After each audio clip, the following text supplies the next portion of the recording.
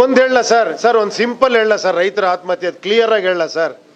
ಏನ್ sir, agriculture ಒಂದೇ ಒಂದು ಸಿಂಪಲ್ ಹೇಳ ಸರ್, ನಾನೊಂದು ಬೆಳೆ ಬೆಳಿತೀನಿ ಸರ್, ಅದಕ್ಕೆ ಡಿಮ್ಯಾಂಡ್ ಇಲ್ಲ ಅಂದ್ರೆ ನನಗೆ ರೇಟ್ ಸಿಗುತ್ತಾ ಸರ್? ಇಲ್ಲ ಅಲ್ವಾ? ಏನು ಡಿಮ್ಯಾಂಡ್ ಇದೆಯೋ ಅಷ್ಟು ಬೆಳಿಬೇಕು. ಮಾರ್ಕೆಟಲ್ಲಿ 10 ಟನ್, ಒಂದು ಸಿಂಪಲ್ 10 ಟನ್ ಬೇಕು ಸರ್, ಒಂದು ಯಾವುದೋ ಒಂದು ಕಮಾಡಿಟಿ. ಏನು ಸರ್, 10 ಟನ್. ನಾನಿಲ್ಲಿ 100 ಟನ್ ಬೆಳೆದ್ರೆ ನನಗೆ ಹೆಂಗೆ ಸರ್ ಸಿಗುತ್ತೆ ಅಲ್ವಾ ಸರ್? ಡಿಮ್ಯಾಂಡಿಗೆ ಕರೆಕ್ಟಾಗಿ ಸಪ್ಲೈ ಆಗಬೇಕು, ರೇಟ್ ಸಿಗಬೇಕು ಅಂದರೆ. ಇದು ಓವರ್ ಆಲ್ ಮಾಡ್ಬೇಕಾದ್ ಯಾರು ಸರ್? ಸರ್ಕಾರ ತಾನೇ. ರೈತರಿಗೆ ಏನು ಗೊತ್ತಿರುತ್ತೆ ಸರ್ ಇದು? ರೈತರು ಅವನು ಒಂದ್ಸತಿ ಏನೋ ಟೊಮೆಟೊ ಬೆಳೆ ಜಾಸ್ತಿ ಬಂತು ದುಡ್ಡು ಅಂತ ಅವನು ಟೊಮೆಟೊ ಬೆಳೀತಾರೆ, ಎಲ್ಲರೂ ಟೊಮೆಟೊ ಬೆಳೀತಾರೆ, ಕೊನೆಗೆ ರೋಡಲ್ಲಿ ಹಾಕೋ ಥರ ಪರಿಸ್ಥಿತಿ ಬರುತ್ತೆ. ಇದನ್ನು ಕಂಟ್ರೋಲ್ ಮಾಡ್ಬೇಕಾದ್ ಯಾರು? ಇಲ್ಲಿ ತಾನೇ ಸರ್ಕಾರ ಬೇಕಾಗಿರೋದು, ಇಲ್ಲಿ ತಾನೇ ಒಂದು ಕೋಆಪರೇಟಿವ್ ಸ್ಟ್ರಕ್ಚರ್ ಬೇಕಾಗಿರೋದು. ಏನು ಸರ್, ಎಲ್ಲ 1.5 ಎಕರೆ 2 ಎಕರೆ ಈ ಥರ ತಾತ ಮುತ್ತಾತನ ಕಾಲದಿಂದ ಕೇಳಿ ಮೊಮ್ಮಗನಿಗೆ ಬರೋ ಅಷ್ಟರಲ್ಲಿ ಎಲ್ಲ 1 ಎಕರೆ 1.5 ಎಕರೆ 2 ಎಕರೆ 5 ಎಕರೆ ಈ ಥರ ಆಗೋಗ್ಬಿಟ್ಟಿದೆ ಅಲ್ವಾ ಸರ್? ಅವ್ನಿಗೊಂದು ಟ್ರ್ಯಾಕ್ಟರ್ ಇಟ್ಕೊಂಡು ಅಗ್ರಿಕಲ್ಚರ್ ಮಾಡೋಕ್ಕಾಗುತ್ತಾ ಸರ್? ಆಗಲ್ಲ.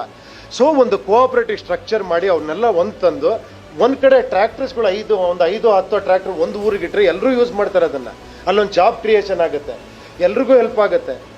ಏನು ಸರ್, ಅವ್ರಿಗೆ ಬ್ಯಾಕಿಂದ ಡಾಟಾ ಕೊಡಬೇಕಲ್ವ ಸರ್ ಗೌರ್ಮೆಂಟು? ನೋಡಪ್ಪ, ನೀನು ಇಷ್ಟು ಆಲೂಗಡ್ಡೆ ಬೆಳಿ, ಇಷ್ಟು ತರಕಾರಿ ಬೆಳಿ, ಇಷ್ಟು ರೈಸ್ ಬೆಳಿ ಕೊಟ್ಟಾಗ ಯಾಕೆ ಸರ್ ಪ್ರಾಬ್ಲಮ್ ಆಗುತ್ತೆ? ಕರೆಕ್ಟಾಗಿ ನೀರಿನ ವ್ಯವಸ್ಥೆ, ಸೋಲಾರ್ ವ್ಯವಸ್ಥೆ ಮಾಡಿದ್ರೆ ಇದು ಯಾಕೆ ಆಗ್ತಾ ಇಲ್ಲ ಸರ್?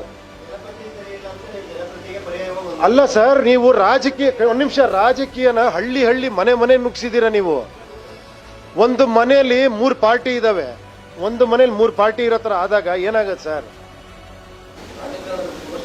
ಸರ್, ನಾನು ಸ್ಟಾರ್ ಆಗಕ್ಕೆ ಬಂದಿಲ್ಲ ಸರ್, ನೋಡಿ ಇಂಥ ಇವ್ರನ್ನ ಸ್ಟಾರ್ ಮಾಡೋದಕ್ಕೆ ಬಂದಿರಿ ಸರ್. ವಿಚಾರಕ್ಕೆ ಓಟ್ ಹಾಕಿ ಅಂತ ನಾನು ಹೇಳ್ತಿರೋದು. ನಿಮ್ಮ ಹತ್ರ ಯಾಕೆ ಇಷ್ಟು ಮಾತಾಡ್ತೀನಿ? ಇಲ್ಲ ಅಂದ್ರೆ ನಾನೇನು ಮಾಡ್ತೀವಿ, ಒಂದು ಗಾಡಿ ಹತ್ಕೊಂಡ್ಬಿಟ್ಟು ಫುಲ್ ಹಿಂಗೆ ಅನ್ಕೊಂಡ್ಬಿಟ್ಟು ಓಟ್ ಹಾಕಿ ಅಂತಿದ್ದೆ ಸರ್. ನಿಮ್ಮ ಹತ್ರ ಯಾಕೆ ಬಂದು ಕೂತೀನಿ ಅಂದ್ರೆ ಈ ವಿಚಾರಗಳ ಜನಕ್ಕೆ ಅರ್ಥ ಆಗಲಿ ಸರ್. ನನಗೆ ಆಗಲ್ಲ ಅನ್ನೋರು ಸರ್, ಡಿಸಪಾಯಿಂಟ್ ನಾನು ಆಗೋದೇ ಇಲ್ಲ ಸರ್. ಸರ್, ನಾನು ಸಾಯೋವರೆಗೂ ಡಿಸಪಾಯಿಂಟ್ ಆಗಲ್ಲ, ನಾನು ಪ್ರಯತ್ನ ಪಡ್ತಾನೆ ಇರ್ತೀನಿ. ಸೋಲು ಗೆಲುವು ನೋಡ್ಕೊಂಡ್ ಬಂದಿಲ್ಲ ಸರ್. ಸೋಲು ಗೆಲುವು ನೋಡ್ರೆ ಫಸ್ಟ್ ಯೋಚನೆ ಮಾಡ್ತೀನಿ, ಗೆಲ್ಲೋದಕ್ಕೆ ಅವಮಾನ ಆಗ್ಬಿಡೋದು. ಹಂಗೆ ಹೋಗ್ಬಿಟ್ರೆ ಬೇರೆ ಹತ್ರ ಹೋಗ್ಬಿಡ್ಬೋದು, ಯಾವುದೋ ಪಾರ್ಟಿಗೆ ಹೋಗಿ ಏನೋ ಮಾಡ್ಬೋದಾಗಿತ್ತು, ಅದು ಬಿಟ್ಬಿಡಿ. ನನಗೆ ಬೇಕಾಗಿರೋ ಜನ ಗೆಲ್ಬೇಕು ಸರ್. ಇಲ್ಲಿ ನಾನು ಗೆಲುವು ಸೋಲು ನೋಡಿದ್ದೀನಿ ಲೈಫಲ್ಲಿ, ಸೋಲು ನೋಡಿದ್ದೀನಿ, ಗೆಲುವು ನೋಡಿ ಸರ್. ಜನ ಗೆಲ್ಬೇಕಲ್ವಾ ಸರ್ ಇವಾಗ?